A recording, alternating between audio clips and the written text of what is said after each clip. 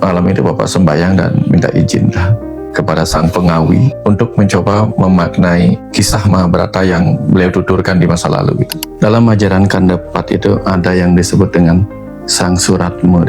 Sang Suratma itu yang mencatat skenario-skenario yang telah dijalani oleh roh itu dari kehidupan demi kehidupan. Dia menjaga pintu masa lalu, masa kini, masa depan. Kita lewati dari kehidupan demi kehidupan, dan itu dicatat oleh kesadaran roh kita yang bernama Sang Suratma. Lalu dibukakanlah pintu Dorakala oleh Sang Dorakala. Dibukakan pintu kehidupan terdahulu. Namanya ngewindu deh. Masa lalu, masa kini, masa depan terkumpul kembali di sebuah titik pertemuan itu. Yang tadi awal dia nggak percaya, ternyata tangannya menyembuh gitu. Dari yang sangat-sangat saintifik, tiba-tiba dia percaya begitu. Ada kaitan-kaitan kita dengan masa lalu, termasuk dalam kisah Mahabharata ini. Makanya kisah Mahabharata dikatakan akan terus ada kebenaran di dalam diri setiap orang. Wow. Karena akarnya di situ. Welcome to Kadek Ayudia's podcast. I'm a Balinese woman, quietly curious about the hidden layers of life. Our special guest today is Pak Dr. Wayan Mustika. You can watch the full video on YouTube and Spotify. Let's go straight to the video. Hai everyone, selamat datang di podcast Kadek Ayudia. Dan hari ini saya sudah bersama dengan guru kita semua. Saya tidak perlu menjelaskan panjang lebar. Please welcome Pak Dr. Wayan Mustika. Selamat pagi deh. Selamat pagi Bapak. Menuju siang. Dan kita sedang berada di studio barunya Pak Wayan. Yeay, tepuk tangan.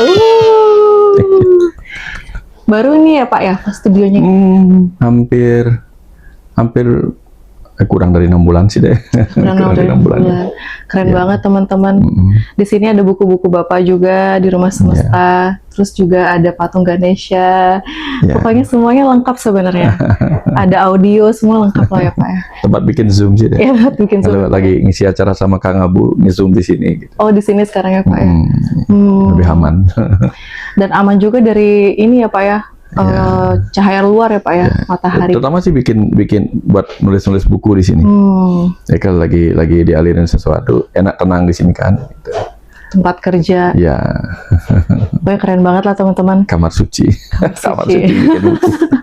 Tempat belajar ya Pak ya. Iya. Oh ya, dan video ini akan tayang di pas 1 tahun bikin podcast. Wah. Dan setahun ya? Sudah setahun Pak. Ya. Dan pertama itu saya ingat banget sama Pak Wayan Mustika di sini. Yeay, tepuk tangan juga. Iya. Jadi ingat ya pertama kali saya nunggu di depan, duduk nungguin Bapak mau podcast pertama kali banget itu Pak. Oh ya. Nah, saya hari ini mau ngebahas tentang buku Bapak nih Pak, tentang Hakikat Mahabharata. Sebenarnya kan sebelumnya udah pernah ngobrolin juga, tapi itu kan launching ya Pak ya? Oh ya, pas launching ya. Nah sekarang nih saya udah baca bukunya Bapak nih Pak. Sebenarnya ada nggak sih Pak cerita di balik buku ini Pak, dari Hakikat Mahabharata ini Pak? Wah, buku ini buku yang paling lama dibuat. Ya, biasanya bukunya Bapak itu kan ngalir deh. Iya. Begitu ngalir langsung diketik. Jadi ada buku yang kayak dialog rahasia. Dia menjadi buku dalam 1 malam. Ada buku yang mengalir setiap malam 1 bab kayak Saat Semesta Bicara. Terus ada buku yang lama nggak bisa dibuat, begitu mengalir dalam 1 bulan dah jadi kayak buku Kandapat gitu. Nah buku ini yang paling aneh gitu. Tahun berapa ya? Sekitar tahun 2015 apa 16 itu ya. Nah Bapak di sini nih. Tepat di sini dulu, ini kamar sementaranya Bapak, karena ini dulunya punyanya kakak. Kamar sementara ketika bangunan yang di sana lagi direnovasi, tinggal di sini. Nah, di sini kita nonton film Mahabharata tahun 2014, 2015an itu di Antv waktu itu. Setiap kali Mahabharata itu muncul, udah lama sih nonton Mahabharata, dulu juga pernah. Terus pada saat nonton ulang lagi Mahabharata yang ditayangkan di Antv, setiap malam itu, setiap tayangan itu mengalirkan makna. Karena Bapak sudah punya Facebook sejak tahun 2010, jadi setiap tayangan itu mengalirkan pesan gitu. Alirkan pesan. Akhirnya di-share di Facebook. Orang-orang jadi kaget bahwa ternyata ada makna tertentu pada tayangan malam itu gitu. Jadi setiap hari dikasih satu makna, kadang dua makna dalam satu film gitu. Terus demikian tak share gitu. Setelah filmnya selesai tak kumpulin banyak lah. Banyak orang ingin bisa nggak dibukukan makna-makna Mahabharata. Oke, gitu. Nah tahun 2017 hasil dari pengumpulan semua status-status di Facebook tentang Mahabharata itu Bapak kumpulin, Bapak mulai kerjain di file Word karena belum bisa layout di InDesign waktu itu. Iya. Belum bisa deh. Sekarang layout sendiri di InDesign. Nah pada saat mengalirkan itu tahun 2017, itu minta izinnya benar-benar deh, karena Bapak kan bukan siapa-siapa yang mempunyai mempunyai kualitas untuk mengupaskan itu kan. Gitu. Jadi jangan-jangan nanti salah tafsir gitu kan. Tapi malam itu Bapak sembahyang dan minta izin kepada sang pengawi gitu, yang membuatkan itu dalam doa gitu, supaya diizinkan, ya seperti kita minta izin sama Tuhan sang pencipta gitu misalnya, minta izin kepada sang pengawi untuk mencoba memaknai kisah Mahabharata yang beliau tuturkan di masa lalu gitu. Akhirnya diizinkan. Setelah diizinkan tahun 2017, itu tepat pada hari Kuningan. Dialirkanlah 50 sampai 50 halaman. Itu langsung terhenti tahun 2017. Oh, kok terhenti ya? Ya udah biarin. Nunggu Kuningan berikutnya, itu 6 bulan berikutnya. 6 bulan Bali atau 7 bulan Masehi lah.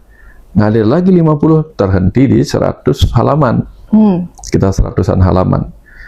Lalu 2023 Bapak sudah bisa main di InDesign. Bapak pindahinlah file itu untuk lanjut di InDesign biar gampang kan. Nah, Kuningan lagi tuh ngalir. Cuman berhasil sampai di halaman 200. Cuman ada banyak yang belum Bapak ceritain gitu. Ini aduh gimana caranya, nggak bisa lanjut gitu.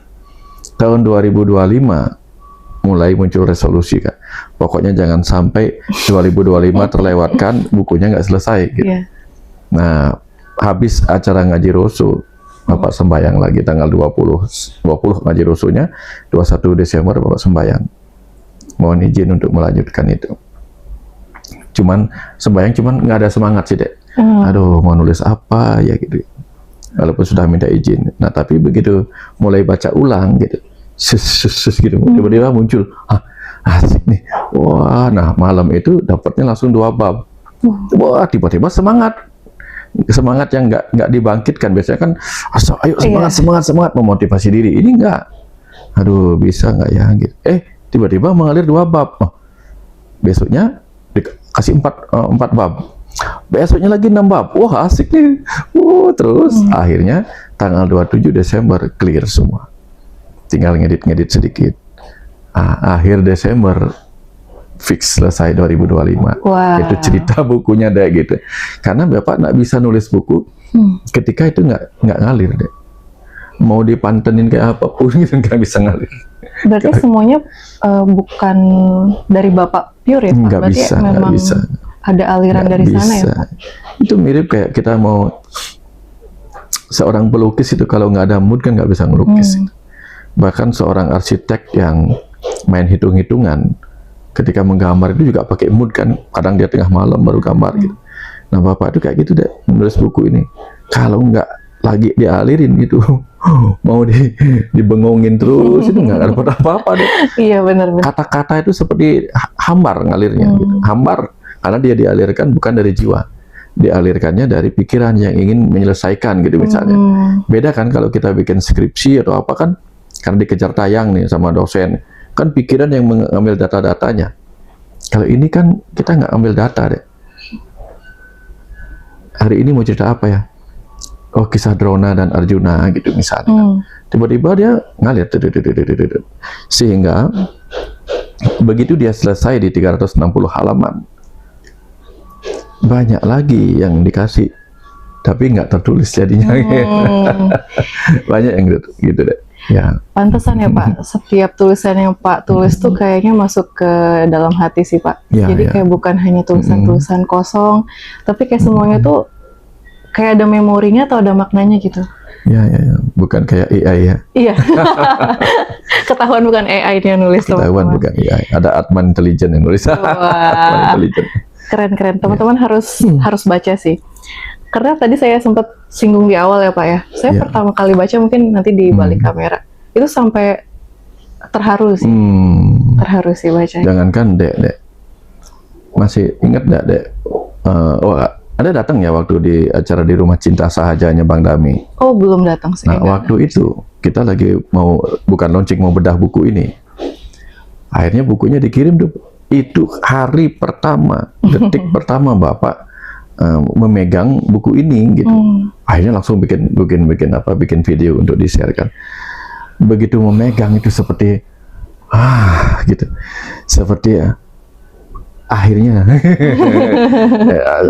apa ya, susah disampaikan lah Dek. Karena ini buku yang paling lama, 8. Wow. Sewindu lah. Ya, sewindu bener. Yeah. Menunggu dia lahir. Nah, saya langsung ini ya Pak. Saya langsung pas lihat ini langsung terketuk sama covernya nih.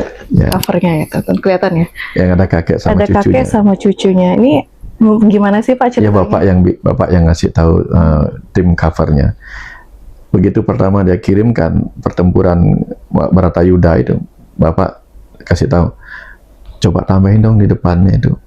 Dengan latar belakang pertempuran, tambahin seorang kakek dan cucunya. Oh ya, gitu. Ya, itu kalau Mahabharata sendiri kan ditulis oleh Ganesha, tapi yang menceritakan Resi Vyasa. Terus kisah ini minta izinnya juga dengan cara yang sama. Antara cucu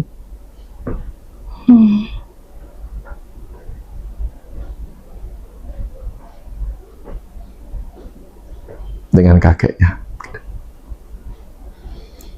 Ya, seperti apa?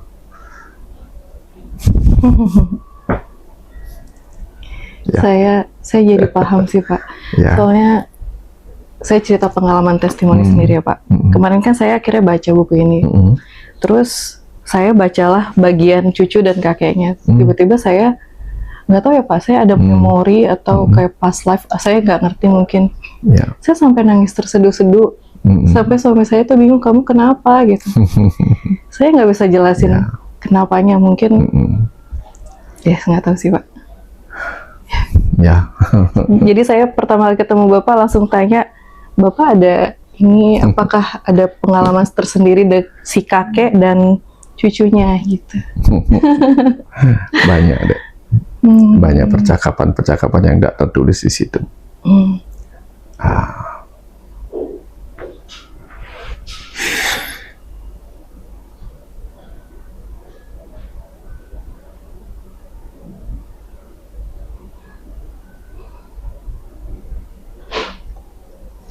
Ya.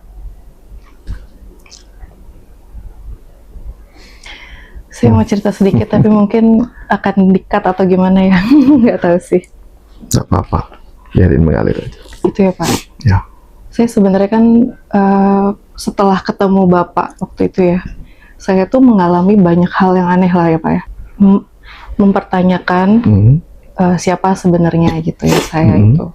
Dan Astungkara dibukain, maksudnya saya nggak ngerti ini bener apa enggak, karena saya nggak pernah cerita ke siapa-siapa kecuali ke suami. Saya mengingat saat saya pertama kali menjadi Atman itu Pak. Ya. Dan di saat itu ada Pak Wayan juga di sana gitu. Ini nggak apa-apa nggak sih? Saya jadi bingung. Di saat itu tuh dunia itu nggak kayak dunia ini gitu Pak. Pokoknya ada divisi-divisi lah, kayak misalnya divisi suara kah atau divisi untuk mengatur alam semesta, saya nggak ngerti. Pokoknya itu saya ingat kayak gitu. Yeah. Dan di saat itu semua sudah maju. Nah makanya pas baca buku ini tuh nggak tahu ya, saya kok jadi make sense gitu semuanya, atau ke flashback lagi memori saat itu.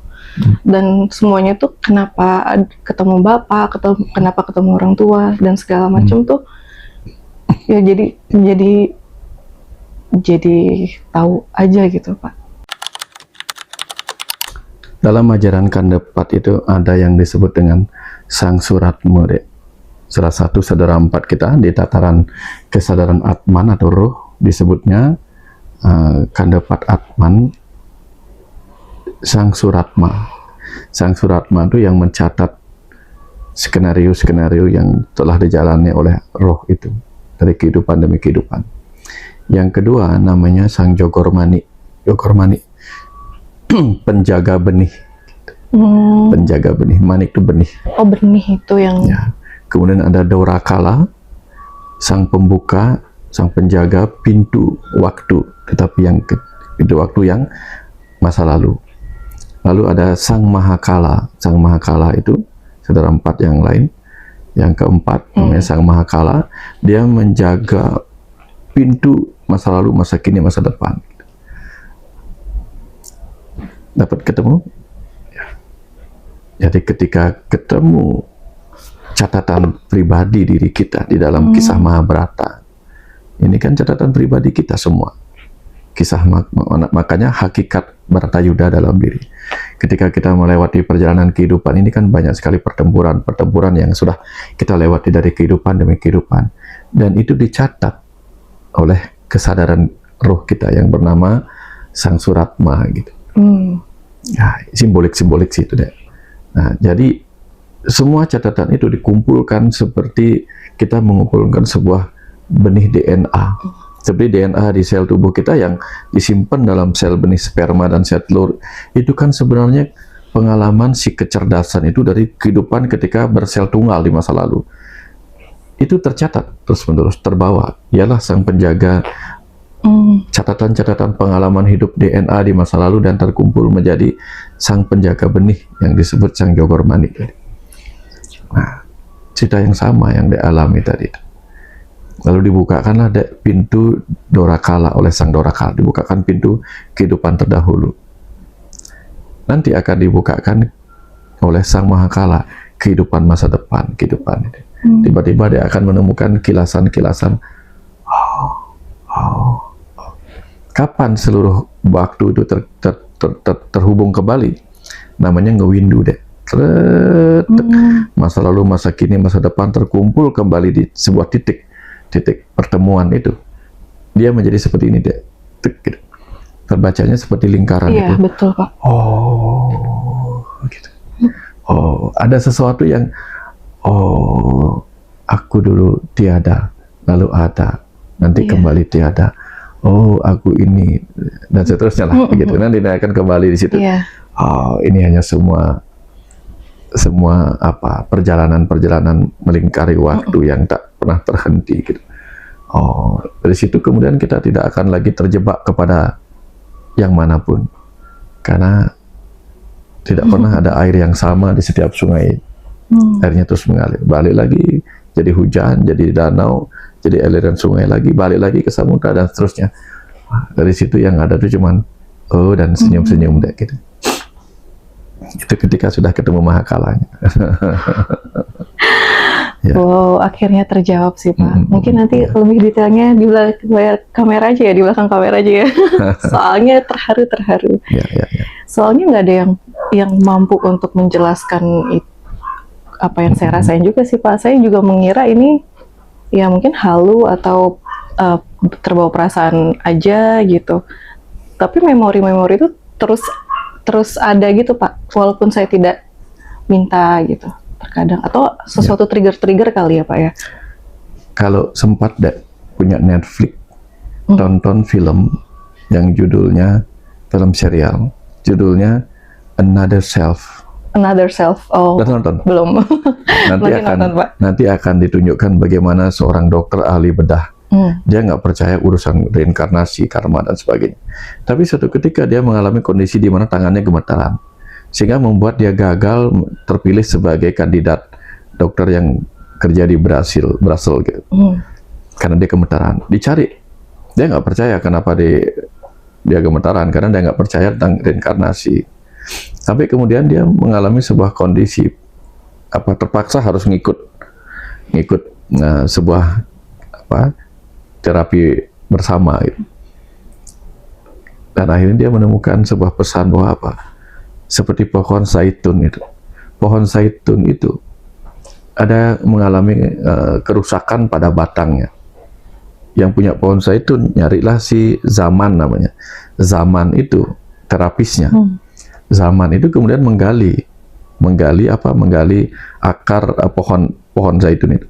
Belum dikasih tahu, kamu nggak akan bisa membenahi di bagian batangnya karena kerusakannya ada pada akarnya. Lalu di akarnya diperbaikin, dikasih vitamin, dirawat gitu.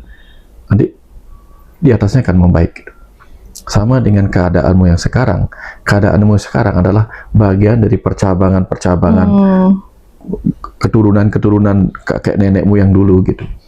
Jadi apa yang terjadi sekarang berkenaan dengan benih yang dulu mengakar di bumi.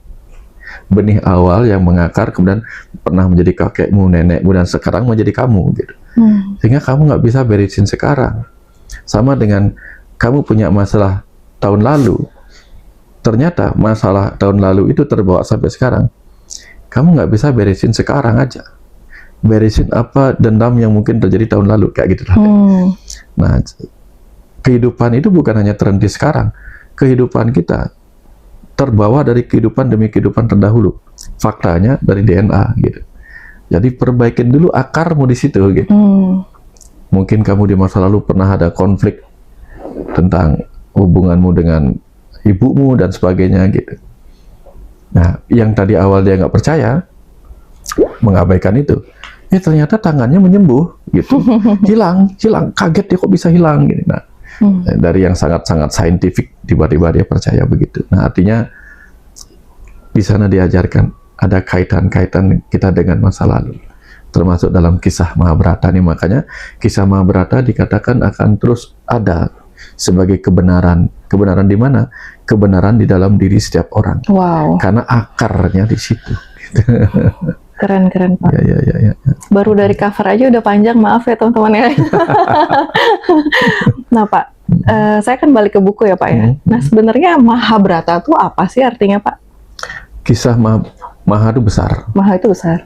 Bharata itu sebuah keluarga keturunan Bharata di India sana gitu.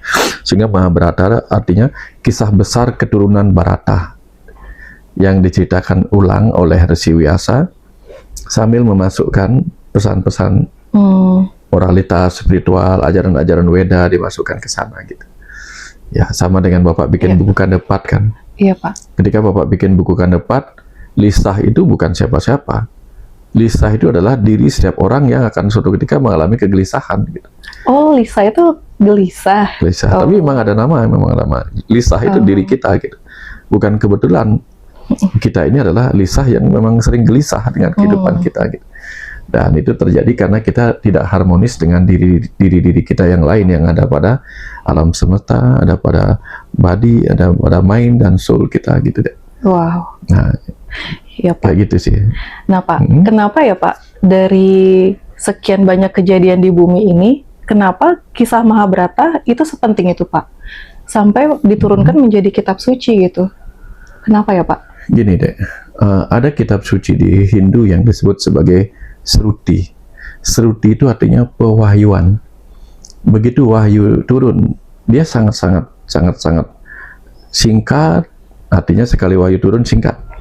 Singkat dan sangat-sangat padat isinya. Makanya muncullah syair-syair kayak orang bikin puisi itu. Itu nggak bisa dipahami kalau nggak ada penerjemahan, penafsiran dan sebagainya. Nah, penafsiran itu membutuhkan kecerdasan. Karena tidak semua orang cerdas, makanya hati-hatilah mengupas Weda. Makanya di Weda dikatakan, Weda takut pada orang bodoh. Artinya apa? Jangan sampai kebodohan kita yang tidak tajam, yang tumpul kecerdasan kita mengupas, malah hancur Wedanya jadinya. Karena kita nggak tajam gitu. Makanya di Bali ada tumpak landap, menajamkan pikiran supaya kita bisa mengupas sastra-sastra suci. Nah, karena susahnya mengupas itu, maka diceritakan ulang nih. Seruti diceritakan ulang, wahyu diceritakan ulang oleh para guru-guru suci di masa lalu, dicatat oleh murid-muridnya, menjadilah Weda Semerti. Ini ada kemiripan dengan kata smart. Smart itu ya, smart. ya cerdas, pintar gitu. Jadi dengan Semerti itulah ingatan-ingatan dari lisan-lisan yang dituturkan itu dicatat ulang. Muncullah Weda Semerti. Nah, itu juga belum beres ini, belum semua orang mampu. Kemudian ada lagi Upanishad, bagaimana guru bertutur langsung pada muridnya dicatat lagi. Dan untuk masyarakat luas, Weda nggak bisa dituturkan dengan cara bahasa yang sama. Dia harus dituturkan dengan bahasa yang lebih membumi. Kalau di Islam, gunakanlah bahasa kaumnya. Gitu. Makanya untuk masyarakat awam, tuntunan itu diubah menjadi tontonan, diubah menjadi seni sastra, seni tari dan sebagainya, seni drama. Nah, beliau mengambil latar belakang konon peperangan antara India Utara dengan India Selatan. Sebelum melanjutkan videonya, kami ingin menyampaikan bahwa podcast Kadek Ayudhya kini sudah bisa didengar di Spotify melalui podcast Kadek Ayudhya, Ruang Jeda. Sekarang kami juga membuka membership untuk video eksklusif khusus member yang hadir setiap bulannya. Jika ingin bergabung, klik join di kolom komentar atau klik link membership di deskripsi. Terima kasih sudah mendengarkan. Peperangan antara India Utara dengan India Selatan. Kaum Arya dengan kaum Dravida. Bapak pernah dengarnya seperti itu. Kemudian diambil kisah keluarga besar Bharata. Lalu dimasukkan tambahan-tambahan pesan-pesan spiritual, pesan-pesan suci, pesan-pesan moralitas ke dalam ajaran-ajaran itu. Sehingga apa yang menjadi pesan spiritual yang ada dalam diri manusia, itulah kemudian disebut itihasa. Itihasa. Inilah kejadian yang sebenarnya. Bukan saja sebagian ada kejadian sebenarnya mungkin di India, perang antara India Utara dan India Selatan gitu misalnya. Juga ada pertempuran di dalam diri kita. Ya, itu digabungkan sehingga dia menjadi sesuatu yang luar biasa untuk kita kupas isinya, gitu, nutrisinya kita dapat gitu. Nah, seperti itu deh. Karena itulah sampai sekarang pun dia relate. Karena apa? Pandawa dan Korawa itu, Pandawa itu sisi terang, Korawa itu sisi gelap. Berarti itu dualitas ya, Pak? Dualitas, terang dan gelap gitu. Ya, terang itu menjadi Pandu. Maka dia menjadi Pandawa walaupun dia bukan keturunan Pandu. Pandu nggak pernah berhasil membuat keturunan. Karena Pandawa Pandu keburu meninggal kan. Iya. Ya, yang membuat Dewi Kunti dan Madri menghasilkan anak-anak Pandu itu tanda petik kan para dewa. Dewa itu artinya div itu artinya cahaya. Jadi benih-benih cahaya itulah yang akan menjadi pandu dalam kehidupanmu. Gitu. Mereka akan menjadi Pandawa. Gitu. Wow. Nah, Pak, saya ada pertanyaan ini sih, Pak. Agak bodoh sih. Ya. Kan Bapak tadi bilang kalau Pandawa itu mencerminkan kebaikan, kalau Korawa itu yang terang. sisi gelap gitu ya, sisi terang dan sisi gelap. Ya. Pak. Tapi kalau di cerita itu sendiri kan sebenarnya dua-duanya tuh abu-abu ya, Pak ya. Kayak sebenarnya Pandawa juga punya banyak kesalahan atau kecerobohan gitu. Ya. Dan sebaliknya juga seperti itu. Sisi terang bisa membutakan enggak? Iya. Ya, bener nggak? Iya. Kita nonton laptop terang, HP terang, bisa bikin minus loh matanya. Yes. Lama-lama buta. Matahari terang ditata terus buta, ya kan? Kehidupan yang terang benderang oleh harta bisa membutakan, jadi kesombongan. Kehidupan yang terang benderang oleh guna, makanya disebut Sapta Timira, 7 kegelapan. Padahal awalnya itu kan terang, memiliki guna atau kepintaran itu bagus, terang hidupnya, tetapi bisa menggelapkan. Punya tahta kedudukan, bagus, terang hidupnya, tapi bisa menggelapkan. Maka yang kita sebut terang pun bisa menggelapkan. Tapi Korawa yang kita sebut gelap bisa bikin terang nggak? Bisa. Makanya sekali waktu ketika nyepi kita menemukan hal lain di dalam gelap itu kan. Ya. Ketika kita menerima, oh gelap itu juga ada terang. Ketika mata kita nggak bisa melihat, tangan menjadi tahu apa yang harus dikenalinya. Gitu. Hidung tahu apa yang dia datang gitu. Itu hebatnya dualitas di dalam sisi itu deh. Kalau misalnya kita bayangkan Pandawa itu sebagai proton, ternyata proton yang positif itu pun mengandung antiproton. Kalau Korawa kita sebut elektron yang negatif, elektron pun mempunyai sisi positif yang disebut positron. Jadi sama, Korawa punya sisi baiknya, cuman persentasenya mungkin lebih sedikit. Kalau Pandawa punya sisi baik, sisi buruk juga punya, cuman persentase buruknya lebih sedikit. Lebih sedikit. Ya. Wah, saya keren banget sih Pak. Saya jadi teringat tulisan Bapak nih ya Pak. Ada kutipan nih Pak. Orang-orang terus dilatih dan diajari berbagai ilmu pengetahuan untuk menumbuhkan benih kepintaran. Namun mereka tidak pernah dilatih bagaimana caranya menerima kebodohan dirinya dan diri orang lain. Ini bagus banget sih Pak. Iya. Kita tuh terlalu sering terbiasa untuk hanya menerima yang baik-baik aja. Tapi kita tidak pernah mencintai keburukan gitu atau suatu petaka dalam hidup kita ya Pak ya. Nah itu yang mengalir pada saat Dharma Santi Nyepi kemarin deh. Itu kisahnya. Jadi Dharma Santi Nyepi kemarin bercerita bukan saja tentang bagaimana Nyepi itu mendamaikan jiwa kita dengan cara tidak berapi-api, tidak bekerja, tidak jalan-jalan keluar rumah, tidak menghibur diri, melakukan penghiburan. Orang berhenti sampai di sana. Kemarin dialirin hal baru, bahwa apa? Kedamaian dan kebahagiaan tercapai ketika kita bisa belajar menerima hal yang biasanya sulit kita terima. Siddhartha Gautama tercerahkan karena akhirnya beliau menerima kenyataan bahwa apa? Manusia bisa sakit, manusia bisa tua, manusia bisa mati. Dulu kan bingung ketika keluar dari kerajaan, loh kok ada orang tua, ada orang sakit, ada orang mati. Banyak orang menderita karena ketiga hal itu. Ternyata setelah dicari jalan keluarnya, orang harus bisa nerima gitu. Nah, Nyepi itu mengajarkan kita untuk nerima deh. Amati geni, tidak berapi-api, mengajak kita belajar menerima kegelapan. Karena kadang-kadang kita begitu hidup kita gelap, oleh kegagalan bisnis, oleh kehilangan tahta, kehilangan cinta, kematian, sakit, itu kan kegelapan yang biasanya kita tolak. Tiba-tiba kita diajak untuk belajar menerima kegelapan itu tiba. Oh, hidupku nggak selalu terang. Harus belajar aku terima kalau ingin damai. Dan ketika kita belajar menerima gelap, ternyata lampu kecil pada AC itu bisa cukup membuat kita bisa melihat banyak hal di kegelapan malam kamar kita.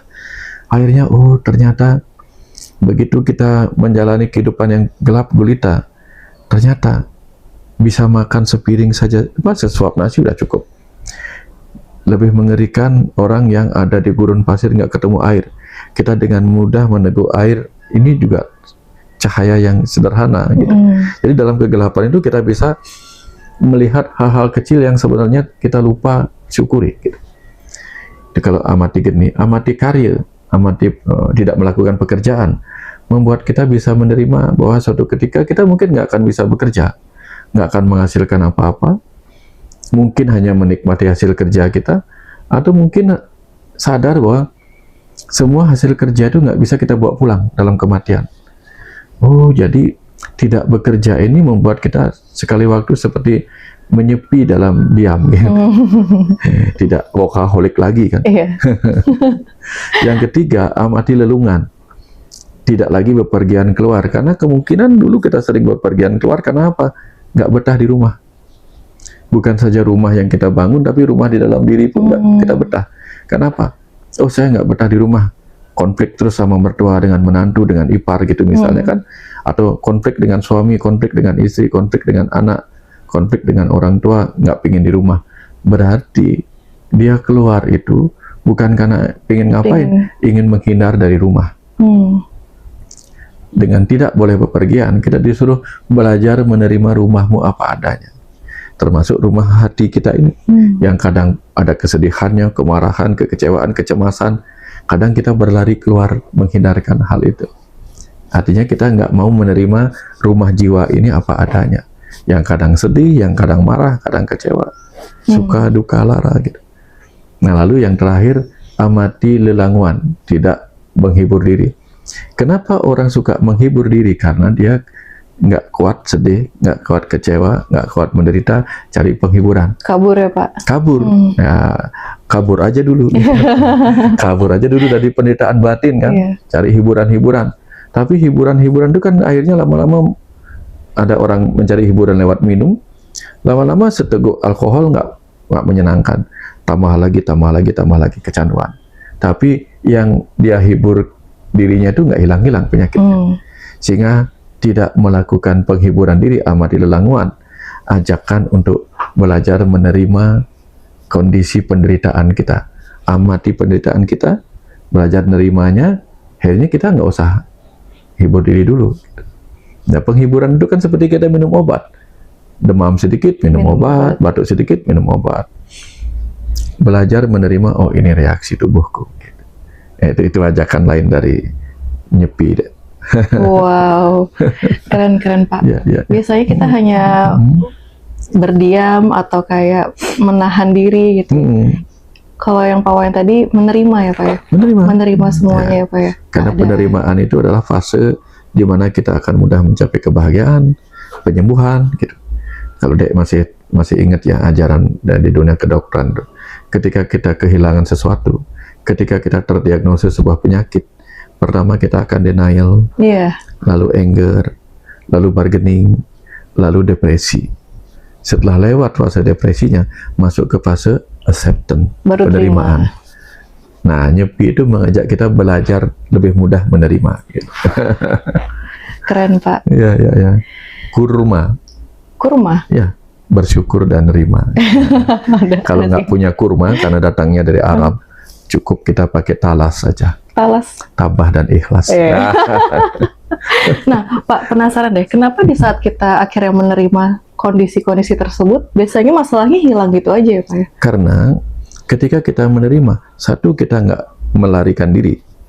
Kita juga nggak berkelahi dengan yang kita tolak itu. Berkelahi dan melarikan diri, itu reaksi ego. Yang kita sebut fight or flight. Begitu kita melakukan fight or flight, kan capek. Capek melarikan diri dari masalah. Capek berkelahi dengan masalah.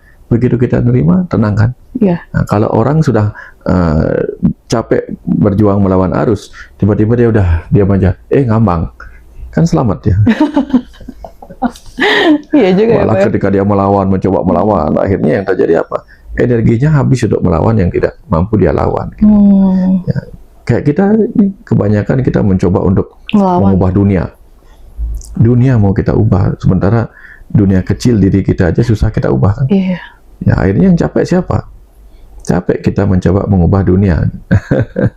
Iya sih Pak. Lupa bahwa kalau Tuhan mau, Tuhan sendiri akan mengubah dunia kan? Betul sih Pak. Faktanya nggak bisa. Dibiarin aja kayak gitu. Oh gitu ya Pak. Makanya saat kita penerimaan tadi itu, keadaan semesta juga berubah ya Pak ya. Maksudnya kebaikan juga datang sendiri ya Pak. Iya. Karena kita akhirnya bisa, begitu kita menerima, kita akan melihat sudut lain deh. Ada apa ya? Oh, ternyata ini. Gitu. Ya, sama dengan cerita Iran dan Israel perang gitu misalnya kan. Apa yang bisa kita terima di situ? Oh ya, memang harus demikian adanya. Tapi kan kita akan kesulitan bahan bakar minyak. Ya, siapa tahu dengan menyadari kita kesulitan bahan bakar minyak, kita akan menjadi seperti apa rencana pemerintah. Untuk membangkit tenaga listrik, kita bakar sampah. Kita investasikan ratusan triliun untuk membangun fasilitas pengolahan sampah waste to energy gitu misalnya. Ya kan jadi bagus. Sampahnya hilang, energinya dapat, ya. Nah, kalau kita nggak dipicu oleh keadaan seperti itu, kita nggak bertahan. Iya. Ya. Insting bertahannya ya Pak. Insting bertahan akan muncul, ya. Ketika kita menghadapi kesulitan, gitu. Wah, pas banget sama pertanyaan saya selanjutnya Pak. Ya. Sebenarnya kisah Mahabharata itu kan akhir dari zaman dua para yuga ya Pak ya.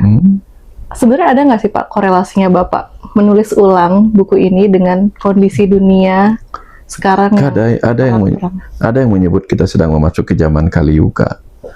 Kalau di Jawa namanya zaman Kalabendu. Kalabendu ya Pak. Kalabendu. Keterikatan kita terhadap perubahan waktu itu. Jadi di zaman kali itu dianggap zaman yang baik dianggap buruk, yang buruk dianggap baik. Ya, pokoknya persilangan lah. Tapi bagi Bapak, kalau zaman kali itu dianggap sebagai hal buruk, Bapak melihatnya kali itu sebagai zaman melihat sudut yang lain.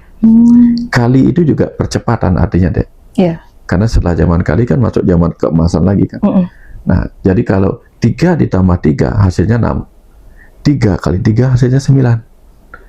3 tambah 5 hasilnya 8. Tapi 3 kali 5 hasilnya 15. Jadi perkalian itu mempercepat kita. Nah, jadi di zaman kali ini kita bisa memanfaatkannya untuk melihat sudut lain dari hal yang biasa terjadi. Zaman Dwapara kita diingatkan untuk melihat dualitas paradoks itu. Sekarang di zaman Kali Yuga kita diajak untuk mempercepat pemahaman kita tentang ada hal baik di balik keburukan, ada hal buruk di balik kebaikan, sehingga eling dan waspada. Wow. Kalau sudah eling dan waspada, kita jadi nggak sombong. Punya kemewahan, punya keberhasilan, kita nggak sombong. Karena apa? Takut nanti tiba-tiba setelah ini malah jurang gitu. Kan di puncak gunung kalau kita lari-lari, setelah itu puncaknya habis jurang kan. Jatuh, ya. Nah, jadi hati-hati, di puncak kesuksesan kita ditunggu oleh kejatuhan. Sehingga mau soft landing apa hard landing ya. Crash landing ya. Wow, itu suatu hal yang keren banget sih Pak. Ya.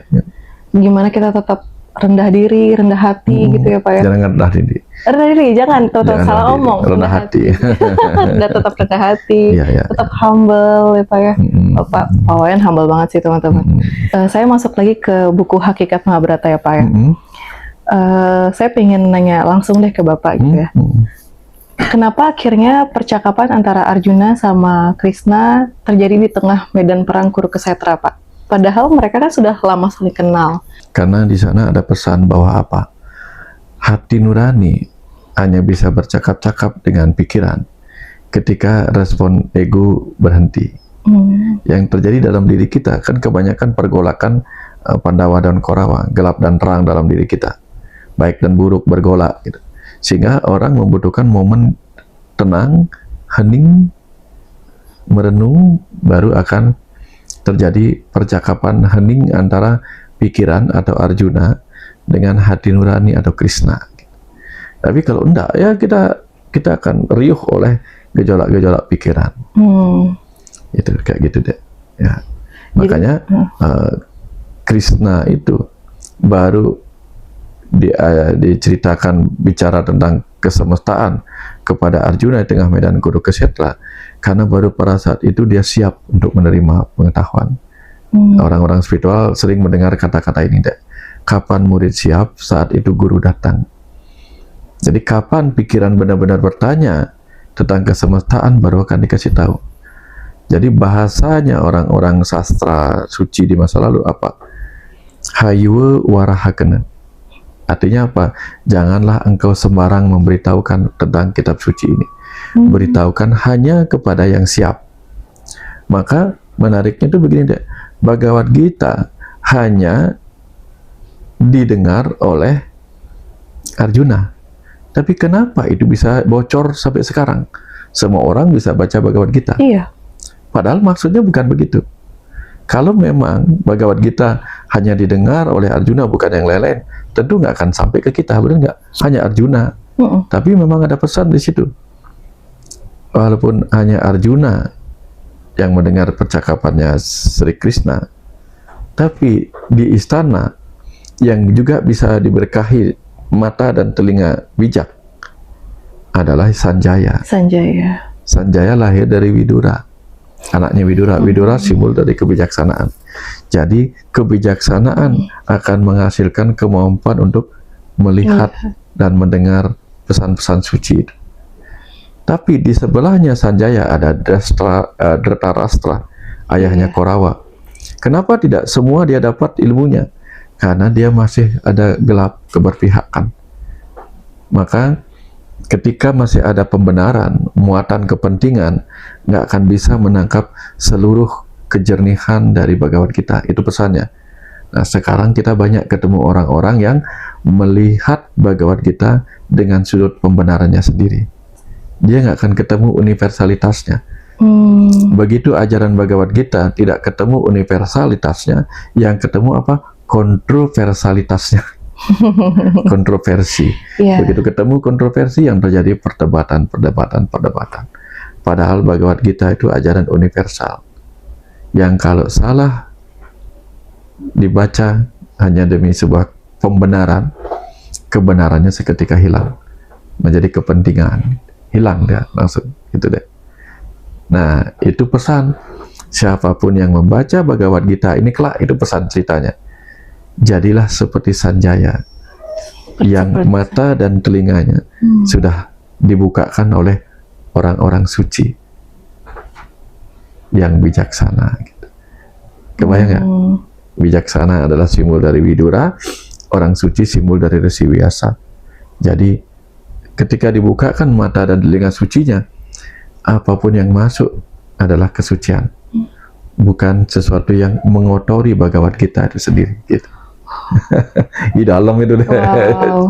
Kalau kita banyak kok Pandawanya, maka kita didukung oleh pikiran terang kita untuk ini. Makanya Arjuna simbol dari pikiran. Pikiran yang dibimbing oleh hati nurani akan mudah mengerti Bhagavad Gita. Tapi kebijaksanaan, pikiran yang dibimbing oleh kegelapan, munculnya pembenaran gitu. Iya. Nah Pak, kan Bapak tadi bilang ada konflik-konflik ya Pak ya. Mungkin kayak kebenaran dari Bhagavad Gita kah, atau kebenaran dari Mahabharata kah, gitu kali ya Pak ya. Banyak yang berdebat mengenai ini hanyalah mitos, atau ini hanyalah karangan, atau ini beneran nggak sih sebenarnya di India atau di mana? Kalau karangan jelas karangan. Oh iya. Ya kan, karena digubah. Ditulis ya. Sudah jelas. Mahabharata dikarang oleh Resi Vyasa. Ramayana dikarang oleh Resi Walmiki. Karangan. Apa masalahnya ketika itu karangan? Tapi karangan yang terinspirasi oleh kisah nyata. Kan juga karangan. Karena kan kisah nyata nggak menulis dirinya sendiri. Iya. Kisah nyata kan ditulis oleh orang yang mampu mengingat kisah itu lalu menuliskannya. Lalu menambahkan pesan-pesan suci di dalamnya. Nah, jadi sekarang kita melihat Mahabharata itu kisah sejarah apa kisah agama atau apa sih gitu kan. Cek aja ini. Kalau misalnya Bapak, ini ada sebuah buku deh. Buku ini ditulis oleh seorang dokter. Kira-kira bukunya buku ekonomi apa buku kesehatan? Kesehatan. Ini sebuah buku tentang bagaimana kita membangun bisnis, dibuat oleh seorang sarjana ekonomi. Kira-kira ini buku bisnis apa buku agama? Gitu kan? Jadi dari pengarangnya kita tahu ini buku apa. Resi Vyasa, orang mengenalnya sebagai orang suci. Maharsi Vyasa. Kira-kira kalau Maharsi menulis buku, yang dia tulis buku sejarah apa kitab suci? Kitab suci. Makanya Mahabharata, Ramayana disebut sebagai Itihasa, bagian dari kitab suci. Benar nggak? Ya, Sruti, Smriti, Sila, Ajarat, Mastuti, kemudian ada Itihasa, Purana gitu. Nah, jadi di dalamnya itu mengandung kebenaran yang harus dibaca dengan benar, bukan pembenaran gitu. Nah, dari sana kita paham betapa pentingnya kita memiliki kecerdasan untuk memahami pesan tersembunyi di balik buah karya agung itu. Wow. Pertanyaan pertama, saya pernah sih nanya ini ke Bapak. Kenapa ya kitab suci atau pesan-pesan suci itu nggak langsung secara tersurat gitu ya? Kenapa kita harus ngupas? Kenapa kita harus susah gitu untuk memahami makna dari kitab suci? Iya. Karena kalau Dek pernah bayangin Dek ya, semakin tinggi pohon itu berbuah, kulitnya akan semakin tebal. Pohon kelapa, kulitnya tebal. Karena ketika jatuh nggak gampang remuk. Ya, kalau semangka gampang remuk kan. Makanya pohonnya nggak tinggi-tinggi, merambat di bawah. Pohon durian untuk mengurangi luasnya benturan gitu, maka dia pakai duri-duri sehingga ketika jatuh nggak gampang pecah. Jadi semakin tinggi pohon itu buahnya, kulitnya semakin tebal. Mahabharata adalah kisah tingkat tinggi, pesan-pesan semesta tingkat tinggi, pengetahuan suci tingkat tinggi, sehingga dibungkus kulit tebal. Kalau nggak dibungkus kulit tebal, gampang hancurnya, berkeping-keping menjadi pembenaran-pembenaran. Ya, jadi sekarang aja sudah jadi pembenaran gitu. Ketika salah dimaknai hanya sebagai apa, hanya sebagai mitos atau apa gitu. Padahal di dalamnya ada kitab suci di situ gitu. Ada Danur Weda, ilmu tentang memanah, ada ilmu tentang bagaimana membangun kerajaan, bagaimana menjadi pemimpin, ini diajarkan di situ deh. Ada Danur Weda, ada Niti Sastra, masuk ke situ. Wow. Banyak banget kalau diambil. Berarti kitab suci nggak boleh dibaca sama semua orang? Maksudnya gimana, Pak? Maksudnya Karena kita nggak boleh baca, maksudnya masyarakat umum yang tidak pintar tidak boleh baca kitab suci. Bapak dulu pernah baca Weda waktu SMA, Catur Weda kan? Iya. Baca Atharva Weda, baca Sama Weda, baca Ayurveda, baca Rigveda. Begitu baca nggak ngerti. Sama. Nah, artinya apa? Gitu. Kalau baca bisa. Tapi nggak ngerti. Oh, yang diomongin apa? Ya, gitu. apa sih gitu? Apaan sih ini? Gitu kan nggak ngerti kan? Kan ya padahal kitab suci itu harus bisa dibaca, bisa dimengerti, bisa dipahami, bisa dirasakan kedalamannya. Lah ini ngerti aja nggak gitu. Maka penting sekali kita mengerti apa yang kita baca, kita paham apa yang kita baca, dan kita merasakan kedalaman dari apa yang kita baca. Maka tidak semua orang, ya masa pagi-pagi orang nyangkul jadi petani, pas istirahat disuruh baca Weda, nggak nyambung. Nggak nyambung. Maka dibuatlah struktur masyarakat. Kamu tugasmu sebagai pekerja, kamu tugasmu sebagai pedagang, kamu cukup ngurusin bagaimana menjaga keamanan pemerintahan sebagai kesatria. Nah, kamu tugasmu banyak merenung, banyak baca kitab suci, nanti kamu yang ngajarin mereka, kaum Brahmana gitu. Sehingga mereka waktunya lebih banyak belajar. Ya, kalau kita kan sekarang nyangkul, jam 6 sore harus baca kitab suci ya, keburu capek kita. Zaman itu kan susah. Jadi diberikanlah tugas. Nah sekarang kan ada gini, nggak semua orang boleh belajar ilmu kedokteran lewat YouTube atau apa, tapi nggak semua orang boleh jadi dokter. Iya. Hanya orang-orang yang memang terpilih, yang khusus sekolahnya dapat lolos baru belajar jadi dokter. Nggak semua orang boleh jadi polisi, ada seleksinya supaya mereka fokus di situ. Sama yang mau baca kitab suci, fokuslah di sini. Jangan sekedar tahu gitu, misalnya begitu. Di zaman dulu ya, sehingga tidak disarankan kitab suci dibaca sembarangan, harus melalui garis perguruan. Nah, dan gurunya pun kayak kisah Mahabharata itu, Guru Drona dengan Arjuna. Kenapa dia yang disayangin Pandawa? Nah itu Pak, saya ngerasa nggak adil deh ibu-ibu gosip. Kenapa Guru Drona cuman pilih kasih ya Pak, seolah-olah kayak gitu ya Pak? Iya, dia mencintai Pandawa. Iya. Apalagi Arjuna. Tapi ketika berperang, dia melawan Arjuna, benar nggak? Kenapa dia justru melawan murid yang paling dicintai dan dikasihinya? Kenapa ada pesan seperti itu dalam kisah Mahabharata? Karena ada pesan begini deh. Ketika Drona berhasil dikalahkan oleh Pandawa, itulah keberhasilan seorang guru. Guru yang menyayangi muridnya harus membuktikan keberhasilannya ketika dia dikalahkan oleh muridnya. Kalau guru masih menang dengan muridnya, gurunya gagal.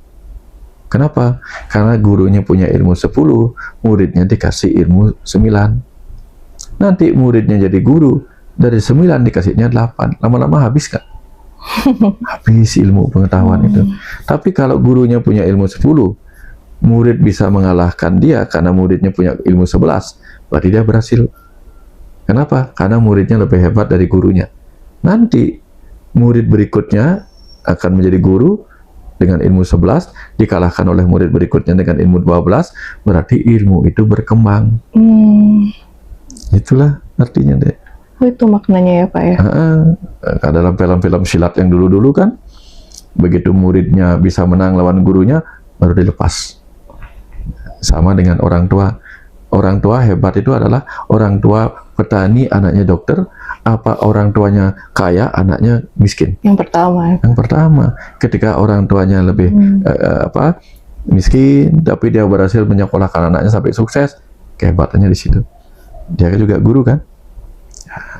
Jadi kalau anaknya keturunannya menjadi lebih baik, bukan lebih menurun gitu. Berhasil ya Pak ya. Lebih berhasil, itu kehebatannya. Nah, itu hanya bisa dibuktikan ketika Drona berseberangan posisi dengan Pandawa yang dia kasihi gitu. Kebayang nggak ya? Wow, kebayang Pak. Jadi guru-guru siapapun yang ngajar-ngajar itu, guru spiritual, guru akademis, apapun itu, selama kita merasa masih lebih hebat dari murid kita gagal. Bila perlu ketika murid kita jauh lebih hebat dari kita, itulah kekaguman seorang guru. Wow. Jadi haru. Tahu ini kenapa haru? Mungkin Pak pengalaman seorang guru ya Pak ya, banyak mengalami ya Pak ya. Iya, nggak tahu deh. Ketika seorang petani mewariskan 1 hektar lahan kepada anaknya kemudian memperbesarnya menjadi 2 hektar, bukan malah menjadi 1 are gitu. Itulah keberhasilan orang tua. Ini mirip seperti apa yang diajarkan di Tantra. Tantra itu kan sebuah metode yang meluaskan dan membebaskan. Meluaskan itu artinya apa? Pengetahuan diperluas, kesombongan dibebaskan gitu. Bukan bebas sombong, bukan. Bebas dari kesombongan. Itulah metode Tantra. Meluaskan pengetahuan dan membebaskan diri kita dari belenggu keterikatan bahwa aku paling gitu. Ya. Wow. Ya, jadi itu deh. Saya sekarang nanya soal nasibnya Karna ya Pak ya. Ya. Nah, kalau nasib Karna ini kan sebenarnya kasihan ya Pak ya. Dia dibuang sama ibunya, terus juga dia, ya pokoknya dia korban keadaan lah ya Pak ya. Gimana sih Pak kita bisa memaknai kisah si Karna ini Pak?